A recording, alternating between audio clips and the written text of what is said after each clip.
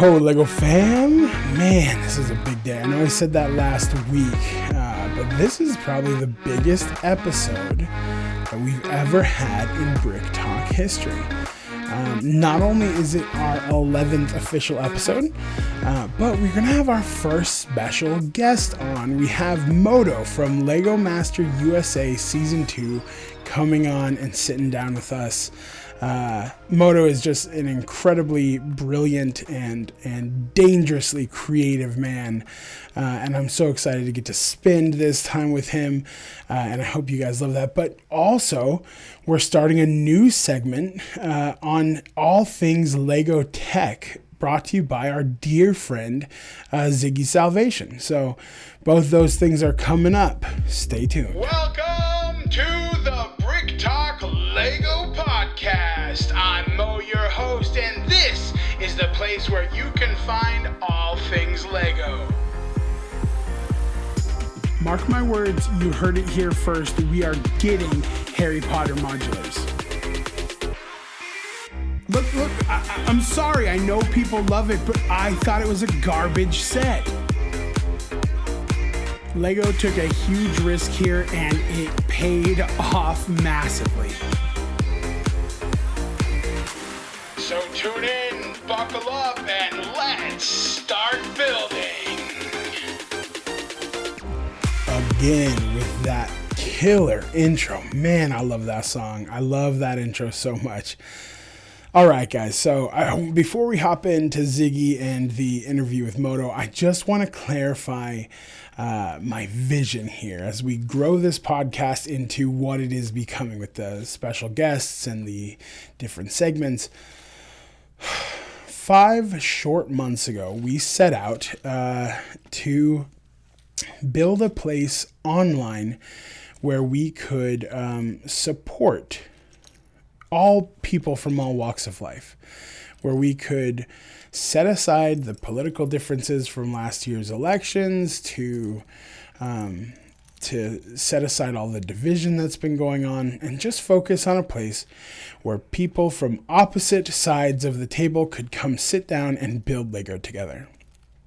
Very quickly, that blew up into a family of 521.5 thousand people. Over 500,000 people have joined the Earle fam. And I am just so excited because that has given us a platform where we can really kind of showcase a bunch of really neat AFOLs and what they do, why they love LEGO, but also can introduce LEGO to a lot of people who maybe haven't found the therapeutic value of those amazing little plastic bricks. And so I'm just so honored to get to be that voice, and I'm not sure how or why I was put in this position, but I just want to say thank you. Thank you to everyone who has followed us on our various social media accounts. Thank you to everyone who's downloading these episodes. Thank you to people like Moto who are coming on and sharing their experience on this platform. It's just been really cool, guys. And I just want to tell you from the bottom of my heart, I love you and I'm so grateful for you. But right now, let's get into some really cool LEGO news. Take it away, Ziggy. Thanks, Mo. Greetings, everyone. I'm Ziggy Salvation, your voice for Brick Tech, right here on Brick Talk LEGO Fan Podcast. This week, I wanted to tell you all about a new partnership LEGO has made with Snapchat. Snapchat has introduced an innovative way to play and build with friends and family from anywhere in the world. Connected Lenses is an augmented reality lens where users will be able to connect and play together, allowing them to do so without having to be in the same physical space. Very first lens in the Connected Lens feature is brought to us with a partnership with LEGO. This means users will be able to jump into an augmented reality together and build a LEGO model. Best part is you can do it miles away and still have the same experience of building with your friends. Earlier, Snap provided a demo video. It showcased some really awesome things that you'll be able to do while inside the AR. Users will be in their respective homes or places and be given the same model of LEGO floating in front of whatever they're looking at. From there, you can do many things. You can add parts, effects to it, and you can even add animations, bringing the model that you've built together to life right before your very eyes in real time. This is definitely a remarkable move in Snap's expansion for their AR lenses, which also includes the company's landmarker lenses, which allows you to interact with real-world famous landmarks. This new multi-person LEGO lens should be available soon. It will be able to be found on LEGO's Snapchat profile. Keep your eyes peeled for this one. Personally, I'm kind of excited to see what people build together and share. That's this week's Brick Tech, right here on Brick Talk LEGO Fan Podcast. I'm Ziggy Salvation, reminding you to stay awesome. Back to you, Mo. Hey Zig, thanks so much, fam. That was awesome. I'm super excited about this, specifically for the reason that I personally have a lot of friends in the AFOL community who are not right here with me. Ziggy's actually one of them. So the prospect of being able to sit down through the world of AR or VR and being able to do something like this with Ziggy or have Moto over and build a cool build all virtually. I think that's a really neat concept, and I'm excited to see how this works. But you know what? Let's jump into the interview with Moto. I am so excited about this, guys. Everybody, super excited to welcome Moto to the podcast. Let's go.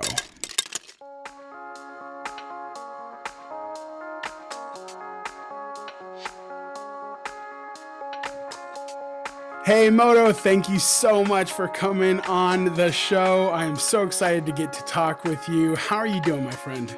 I'm good. Awesome. There's this TV show. It's fun to watch. What can I say? I'm all caught up. I am all caught up, and it has been, it's amazing. I'm my favorite part about the show, I gotta tell you, my favorite part about the show is the 15-second clips of you running back and forth behind the camera. In episode 1, there was that people mentioned that I was, sprinting, and that is the case. But we can talk about that more. Because definitely being fast for the pit is a thing that I do. Yeah. There's only one speed with Moto. It seems like go. Just go, man. Just run. So Moto, before we get into the show, which I definitely want to get into, why don't you tell us a little bit about you? How did you get started as an AFOL? How do people know you? That type of stuff. I guess now people know me from the TV show, although no one's noticed me in public, which is awesome. So I can kind of keep everything on the down low and just be an ordinary dude out there. I started being an AFOL about 5.5 years ago. It began with my son. He received a Lego set from Uncle Dan. So small art director, made his first Lego set. It was safe enough. I was worried he wasn't old enough to not be eating parts and stuff. Worked out great. And then a short time later, I found the original Lego set that I would play with my brother in the bathtub, which is Firefighter. It's this vintage set, but it was in a thrift store and it was in the original box. Wow. So when I came across that, all the feels came back. And from there, over the next year, to save money, I would buy thrift store lots. I would dump them out, and then I would restore the sets. I would research, which sets were in there, and then that led to Bricklink, because not all sets in thrift store lots have all their pieces. Yeah. But it was a great education into all of the techniques and set designs that had come out from, I'd say there was stuff from the early 90s all the way through 2010, 2011. After that, I was running our room. I'd restored something like 200 sets. I was in like a beast mode, having fun. And my brother, once again, Uncle Dan, said, you made this spaceship when you were young. Why aren't you making your own spaceships? So I did. I sat down over 2 months. I made a mock. It was picked up on the Brothers Brick blog. And then I started to meet lugs. I went to a Denver pop culture convention where one of the lugs had a huge display and was talking to someone, and then went to my first lug meeting. And from there, over the next 4.5 years, I've been gradually building more and more large scale mocks. So now that, all the sets usually go to small art director, and every once in a while, if there's an incredible set, I'll buy it. But for the most part now, I build mocks, and a year ago, as LEGO Masters US Season 1 was out, I had also been doing YouTube live streams, and they started to come through live streams because of COVID. And, I had large models out on these live streams, and I met my best friend Flynn that way, and then they introduced me to Boone, and from there I got to know the cast and some of the greater community outside of just the YouTube methods. And now, I'm on the TV show. So for me, excellent. It was crazy. It was a year of just explosive, I guess, people getting to know my builds simply because I live in Denver. And when you live in Denver, all the major conventions are a nice, 20, 18-hour drive, nothing bad. so I'm going to be going to my first major convention here in July. I'd never been to a major convention outside of Denver, but because of COVID and everything sort of going through YouTube or Instagram or whatever, TikTok is another one, it kind of leveled the field of talent in a way. All right, so let's jump into LEGO Masters. Tell me what that was like. First off, is it finished filming? Yeah. So it shot in, it didn't. So when you got on the show, we had a COVID compliant production. So you didn't even start production for a good week. You had to self-isolate for a full week before the pre-prod started up, and then in a number of days, the production would start up.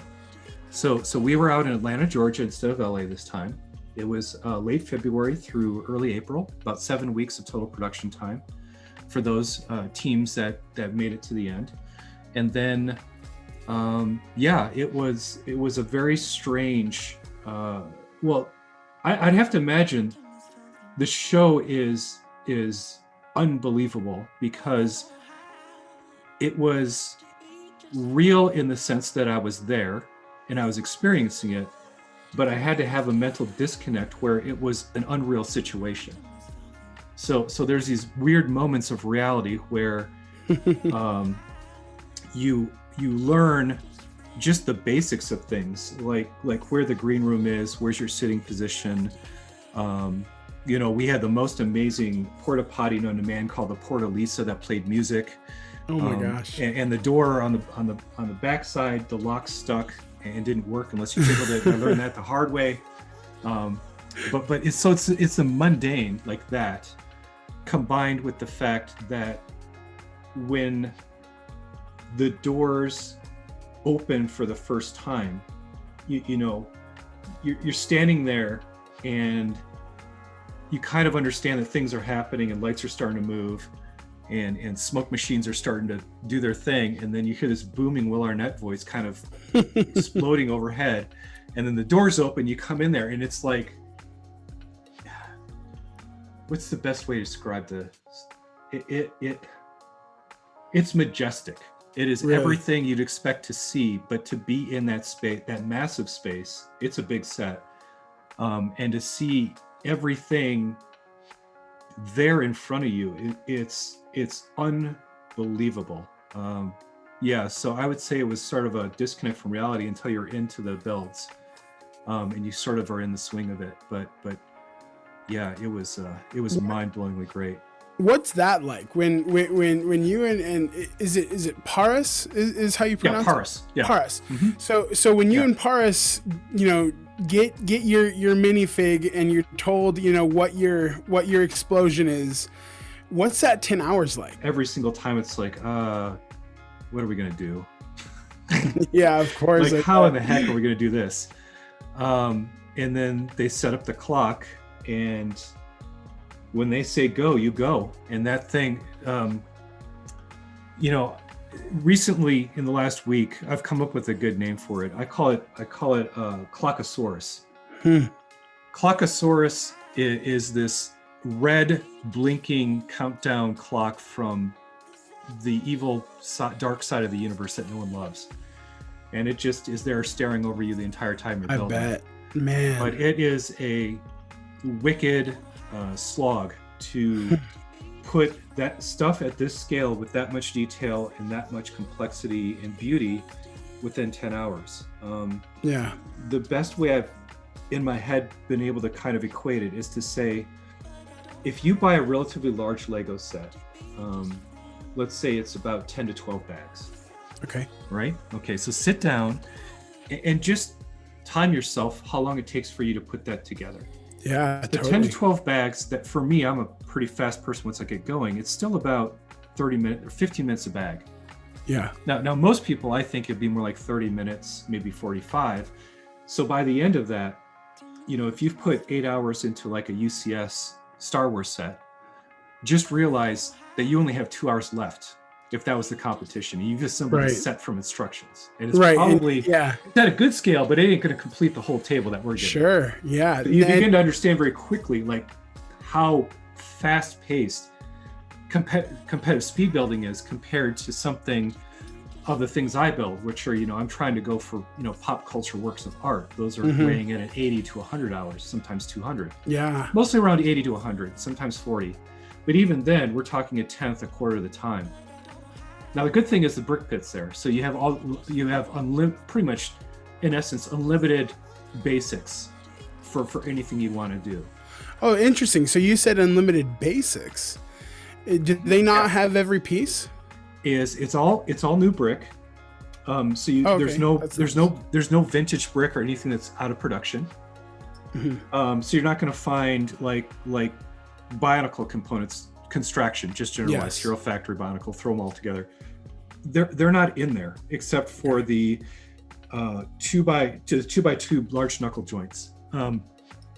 So what you have is you have basic brick by the gajillions. You have amazing plate inventory, tile inventory, wedges, some slopes. Okay. But that's where it starts to get limited. It's when you start getting curved slopes or slopes. Interesting. Technic, tons of motors, tons of lights. I mean, like I said, if it's a way to build within the Lego system,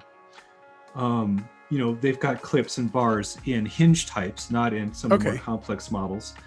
But you will find that in season 2, the brick pit was enhanced quite a bit.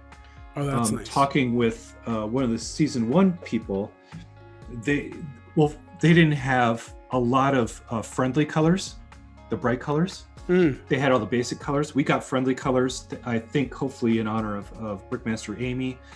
And then there's elements that were produced over the last year that just were new. So we had Lego dots. We didn't have the bracelets, but we had all the dots tiles. That's awesome. Which is awesome. And you're seeing them appear in a lot of the models, which is great. If you take all the pieces out of a bin, leave one behind, and then tell someone you just gutted it so they can go stock it. Oh, wow. But the reason you leave, we extended it. We all promised that we would take all the pieces except for a handful. And then if someone came along and needed 7 or 8 or whatever handfuls, they would leave the last one as a courtesy. You always leave the last piece in there so that the brick pit people know like what was in that tray. Otherwise, right. They're just lost. They have to go look it up, and it just hurts everybody. We'd rather have people stocking it as we deplete it. So it's beneficial to everybody to be polite and nice and kind. And in the early first episode, everybody's asking everybody else where the heck they saw that piece, and we're all helping each other out. Like, I remember crisscrossing between Natalie and myself, and I shouted out one piece, and she kind of like waved in one section, and she was coming to another, and she was like something Technic, and I went, that shoot, and we're ripping past each other because you're just trying to remember where everything is, and you're just that's amazing. To pull drawers and grab stuff. You and Parse, you get the challenge, and you decide, okay, what we're going to do is we're going to build these robots, and it's going to have the family aspect.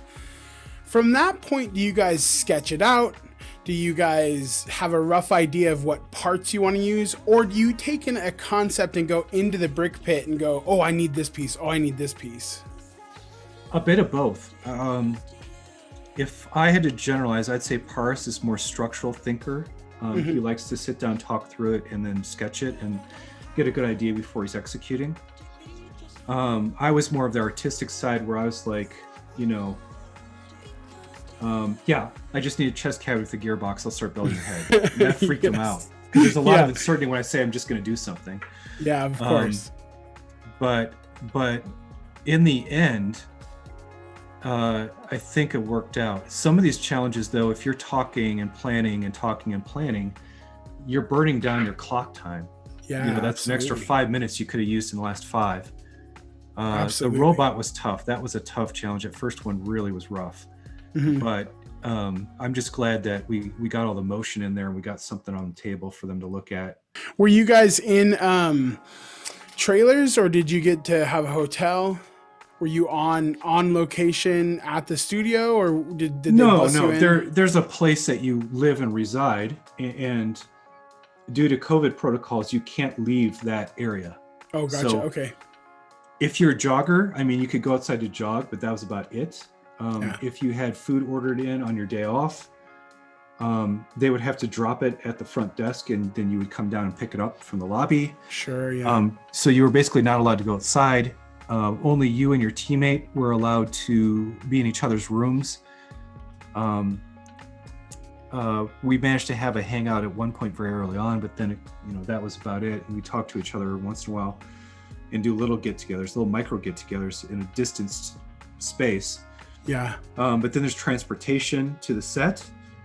The vehicles were COVID compliant with barriers. So basically teams would sit either left or right, and then there's a barrier running down the middle, and the driver had a shield as well. Wow. So it's kind of unusual, because the only faces we understood were Will, the Brickmasters, and the cast. Yeah. Because everybody else was completely masked the entire time. All the production staff had masks. We had to use masks, or 1 layer of protection all the time in the green room. And then on set, we would go on with 2 layers of protection, which is the N95 mask plus a face shield. And once the cameras are hot, then they come around, they collect all the PPE, and then you start to shoot. And then it all comes immediately back on the minute, cameras are not hot. So that aspect of it was very strange. The green room was, we had a better green room than the LA crew. Ours was very large, and the reason was they had to be COVID compliant 6-foot distance. So I think normally in reality shows they just cram everybody together and you're just like piled into a space. Sure. For us, we had an entire bay or a bay or a zone, in air quotes, not a production zone, but our own like sequestered zone for talent only, cast only, I call it. Talent, whatever, cast. And it was nice. You had a little table, you had a couch, and you had a recliner thing. Give me one moment from the first 2 episodes. One moment that stands out from the first 2 episodes that you will always stay with you. I'll give you 3, because they're the early memories. So what do you think the stage smells like? Oh, it's got to smell like new plastic, right? This is a question I always wanted to know, right? Now I know the answer. So, in the very early first episode, it smelled a little bit like sawdust, because they had just been finishing it up. Oh, that makes sense. Right? So there was a lot of sawdust smell. After the first hour, it smelled like nothing. It smelled like a server room. It's hard to describe. So the air scrubbers that they installed for COVID compliance were so intense that it eliminated every single smell from that space. Wow. So I expected, sweaty people packed together in risers to have a smell, and we didn't. I expected to smell the explosive. But it would pop, and then the smoke, the little smoke there was, just went right up in the air, was gone. So it is a scent-free environment, it's like a clean room. It's hard to describe unless you've ever been in one. But it's a smell that is the lack of smell, and it's somewhat unnerving. Yeah, it takes away one of your senses, which... Yeah, it's a hyper clean state. It was really wild. So that's one crazy observation. Another one is I probably racked up hours staring at the Lego Master's doors, the yellow greeble doors with the LED strip that changes color. I bet. And I would walk, because you're there, and I would walk up to it and like put my face up to the greebles and like sit there and stare at it because I was there. And yeah, a couple of wild things. The production, whoever made it was in a real hurry. It was definitely a TV production because every once in a while you'd see a little glue drip or a little glue mark. It wasn't perfect. It wasn't like what I would think of as a museum piece. Now you take a step back or two and you can't see the glue anymore. It's perfect. Also, it was really dirty. Oh, It had a lot of weird little dust things would gather on it very quickly. Well, that is the nature, right, of Lego. Is It gathers collect all dust and things. dirt and stuff, but there was no one. They didn't have time to have someone go through there and like sweep it off. The doors open, the doors close, you're done. Yeah. And then pieces, Lego elements pieces would basically get into the set everywhere until they never had the set completely clean after the first hour. You'd just be walking around and like against the wall, there'd be like this 2 or 3 random bricks like that just got missed from cleanup or something. It's just like us in our houses, there's I was gonna always say that sounds like my bedroom. there's like random pieces just wound up proliferating into every nook and cranny. It's no different than that set. That's awesome. So those are a couple fun things, I think. There was other things. One time I just laid down and stared at the ceiling and noticed something random and told Paris about it. He thought it was really random too. I'm so grateful. Grateful is the wrong word, but I'm the grateful one. I realized that there are thousands and thousands of people that would have traded places with me at any time. And so to understand that and to have to bear that, it just made me appreciate every moment. Yeah. And it made every episode a gift that I honored. And I wasn't just building for myself and Paris and of course the challenge. I understood that I was building for all of the AFOLs and friends I've come to know that would have traded places with me for an instant. It's kind of like it was a honorable pursuit. It was more than just me. I just gave it my all because I understood that anybody else would have traded places and would have wanted to be there. So that's amazing. I took it to heart and I really wanted to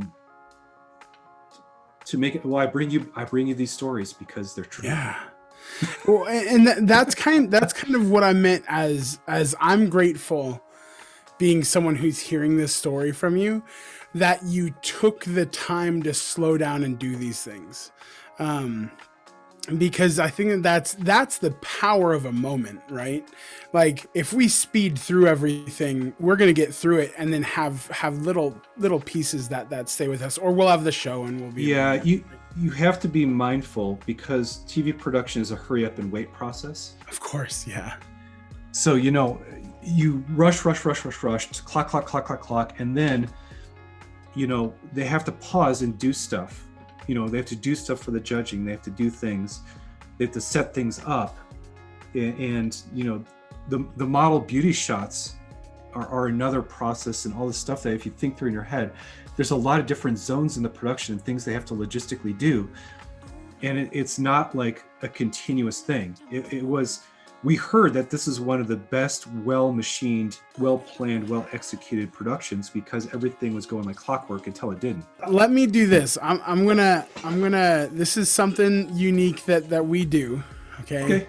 We're gonna take a break on Lego. Okay. Okay. Yeah. So, what I did this morning was I had some users send us some questions. A lot of people are very excited about having you on the podcast. 3 questions. We're going to kind of go rapid fire on these, so don't be afraid to hit short answers. I can do that. 1, in LEGO Masters, did they allow you to use illegal build techniques? Yes. Yes. Awesome. You can use whatever connection you want. And in fact, you are credited with NPU And the more amazing techniques you pull off, the Brickmasters obviously, nothing gets by them. They notice it and they commend you on it. Wow, that's really neat. Okay, favorite Lego piece. It's not a single piece, but those mixel joints are incredible. If you force me into the combination of them. I personally, I like to answer this a different way. I have a favorite Lego building method. Okay, and it's an entire set of pieces, and it's all those clips and bar pieces when added together allow you to make incredible builds that no one else has ever seen before. So the clip and bar technique is I'm not talking hinges. I'm talking like making an entire car frame out of just clip and bars, and I have a picture on there. I did TikTok of it. It's impossible to explain other than when you see it, you kind of go, oh snap. Yeah, I never realized like this was a building system within the Lego system. I Okay, know 3 so- people who do it so far. You know, Not worth it. I'm gonna have to adopt it. I'm gonna have to adopt it because I'm so interested. Oh well, you're gonna have to go down Bricklink because it's the only way to get enough pieces. Absolutely. Yeah. So Sorry for bad news. here's Next the one. other. The final question from this section is: what is the largest build you personally have ever seen? Wait, It could be one that you've me built, it could be made or one- me seen? Either or. I think I saw a giraffe at the zoo. And it was like the Canadian certified professional Lego artist guy, and I always space on his name. That thing was massive. Yeah. That's cool. So I mean, there's large scale brick sculptures out there in the world. So those would be the largest. The largest I've ever built, once again, that 7.5 foot tall spaceship. It's 2 meters. It's 7.5 feet tall. That's amazing. Yeah. I'm a decently tall guy, and Phil is a monster weighing in at like 6'4", 6'5", 6'6", but even that thing is over his head. It's crazy to see. I've got a deck of cards. Okay. Hit These it. cards have 52 random questions. Mm-hmm. They are as superficial as what's your favorite type of food and as deep as you could think. Okay. Okay, first question. I'm gonna shuffle right now. Here we go. Ready? First question, right off the top. Ooh, what is your recurring nightmare? You know, I don't remember my dreams, but maybe 3 times a year, I will remember a reoccurring nightmare. And it's this twisted version of the house I grew up in. And it was an older style house. But for some reason, I find a false panel in my closet, and I crawl through it, and I realize that there's an entire room that no one realized was in that house. And inside that room, everything is as it was in the 1940s. And there is a decrepit skeleton because the person could never get out. Whoa, that's crazy, man. You know, I have goosebumps here because my recurring dream has to do with a panel that I found in my parents' closet that just led to this crawl space that literally was nothing. And so I always have a dream, this is so weird, where I go into that crawl space and I can't get out. Like the door shuts behind me and there's no way out. So that's awesome. Our house had one of those blind crawl spaces in the closet, but there wasn't a panel. You just walk through it. My brother and I used to love knowing that there was this hidden feature. My son's room has that same type of hidden feature, and he's made an entire play area out of it. Okay, question 2. Ready? Yeah. Okay, if you could change one thing about yourself, what would it be? And why?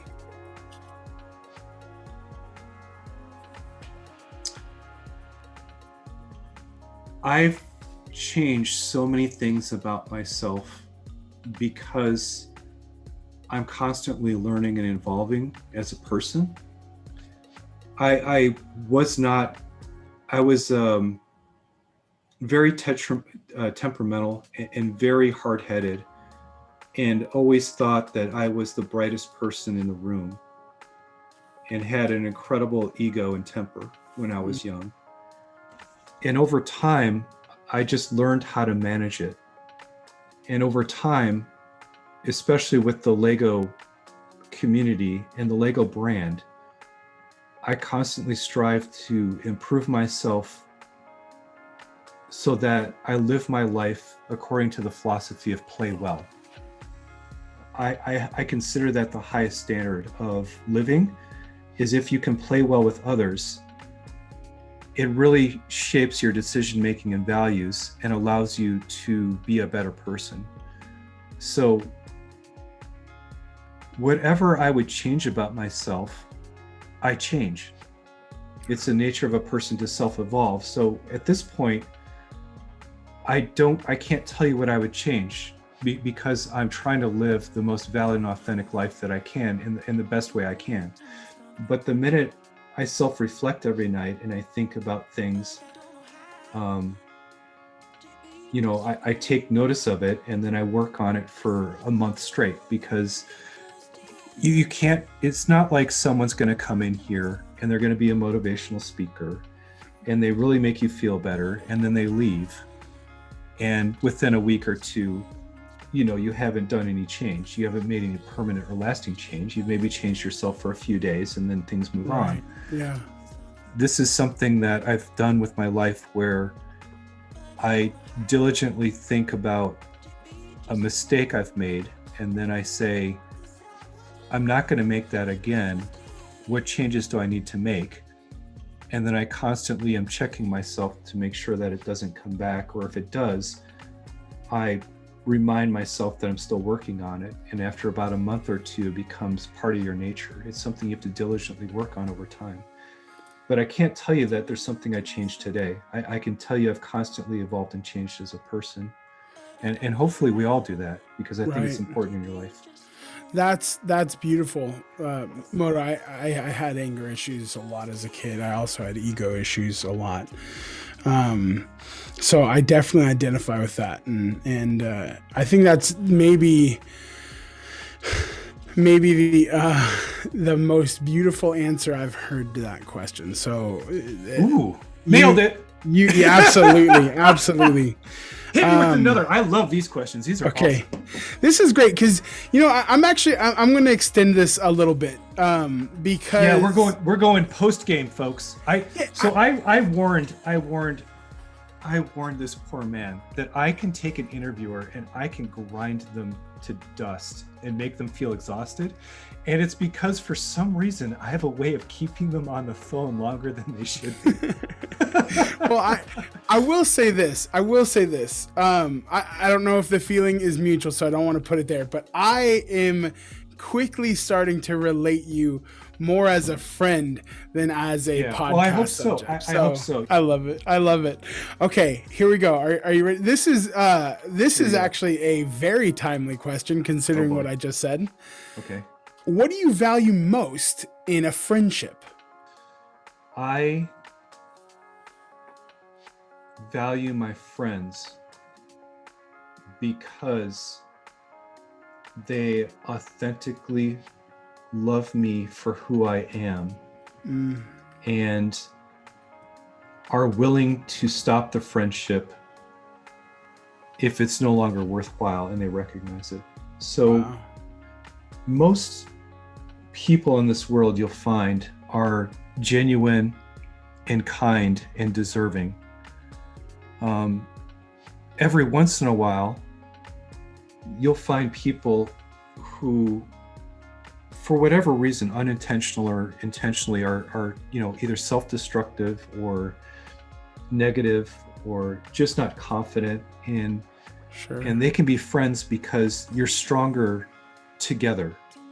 Sure. And then there's this very rare instances where no matter what you do, there's a person who is just drowning and their only reaction is to pull you under with them. Yeah. So as a lifeguard, in your own safety in life, you have to realize that at some point there are people who are so completely toxic, you just have to walk away. Yeah. But even though that's only happened maybe 3 times in my life, there are thousands of people that I've managed to touch and influence and meet and have, and they come and they go. But each one, I think, has shown me something insightful about myself, or even better, they've mentored me and made me a better person. How beautiful is that? Honestly celebrate the great bosses I've had. I've had a couple bad ones, but the truly great ones have given me incredible life skills that didn't just work for my work. They made me a better individual.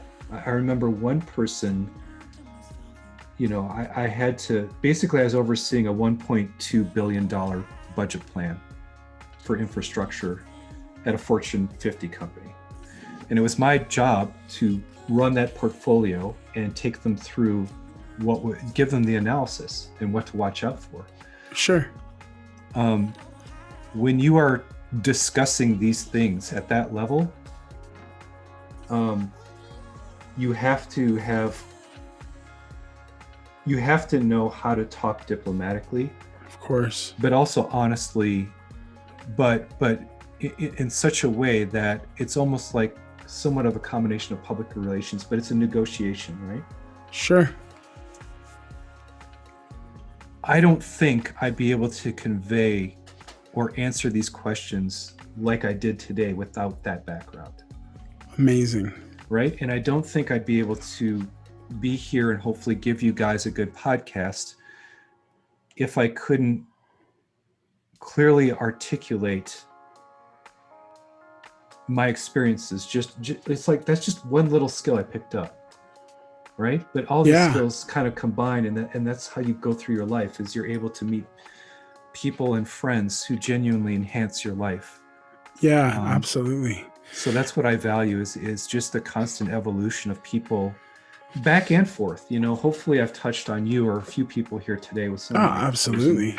And Lego becomes a philosophy at some point.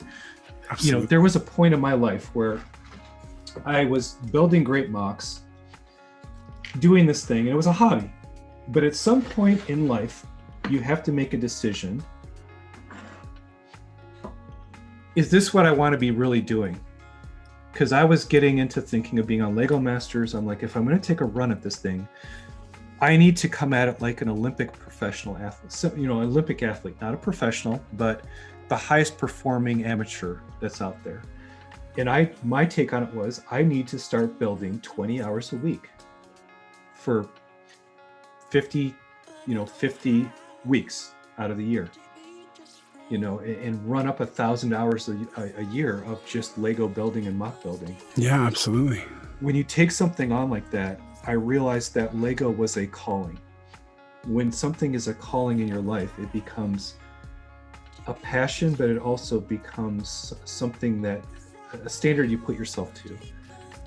And I wouldn't have been disciplined enough or thoughtful enough or really honest enough to take that on without the encouragement of others, but also without all the lessons that all my friends have given me over time. So this is the part of Lego that gets philosophical. And so your deck of cards, I think, is more revealing than it should be. And that was a longer answer than the short ones you got. You know what, though? I think as I'm hearing I think it's my NPR tone of voice that is lulling you in. I'll tell you what, as you're speaking, you're hitting on the lifeblood of this channel. And the lifeblood, I think, that a lot of AFOLs have in their passion for Lego. Because, and my personal audience has developed this saying, right? Come for the Lego, stay for the family. And it's because Lego, when you allow it to become a state of mind or a mission in your life, In fact, we're releasing this children's book about a single blue brick who wants to be something amazing, and he tries all these different things to be something amazing, and then he realizes that he needs all these bricks around him to become something amazing, and so they all come together to build something amazing. That is this community. That is these people. It's you. It's Jamie and Boone. It's the community that we really are. This group of True. I mean, it's a little plastic interlocking toy, right? You Yeah, can't take it exactly. too seriously, but if you do, at some point you begin to realize that all of the channels that I've seen that have become successful and have a good following, by nature and in general, build up that sense of there's a sense of childlike wonder that you can persist, but also the sense of being together and having people who understand you. But then it becomes something greater. And I do like the fact that I've gotten to know so many of these positive folks who are out there, and I'm celebrating all of the newer folks, like just ran across you recently. Yeah. But also there's a lot of channels that have started in the last year that I think, have really blown up because you get a sense of how positive and energetic they are. Absolutely. It's cool, right? It's cool. And I I never think it say is. goodbye. I always sign off by saying play well. Play well. I love it. Well, listen. It's not I think not my logo, but I can sure as heck use it if I can. I can think get we it all in, right? should. I think we all should.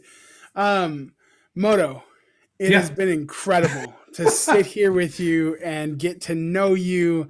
And I'm just so grateful for your transparency and your vulnerability. You, sir, are an absolutely beautiful human being. I look forward to a long and prosperous friendship with you. Awesome. Yeah, and I'll see you around. And I'll probably listen to this and wonder why I sound so strange. But yeah, it's been fun. And we could, after a little bit of time, if you want to do a part 2, just give me a ring a ding ding, and we'll figure out what to do on another podcast. Guys, that was Moto from season 2 of LEGO Masters USA, and I gotta say, he was an absolute sweetheart of a guy. I look forward to our friendship, and I just want to say a huge thanks for having him on. In the show notes, you're going to find all of Moto's social media accounts, as well as a place where you can go buy Moto's merch. I highly recommend it. The shirts are guaranteed premium, and he just creates some incredible content. So please go check that out. I also want to let you guys know that we have a ton of content that didn't find its way into the podcast and was left on the editing room floor, mostly because it is incredibly visual content. Moto shows us some of his most impressive mocks and a couple keepsakes that he has from the LEGO Masters TV show. All of this content will be available to you, however, exclusively on our email list. So if you're not a part of our email list, go to the link in the show notes that says email list and sign up. Next Thursday, we will be dropping the full-length, unedited interview with Moto, including all of his mocks and visuals that were not included in this podcast. Huge shout out to Ziggy Salvation for bringing the fire on that Brick Tech segment. I look forward to having Ziggy on the show more and more. And guys, one last time, thank you to Moto, and thank you to you guys. This community is incredible.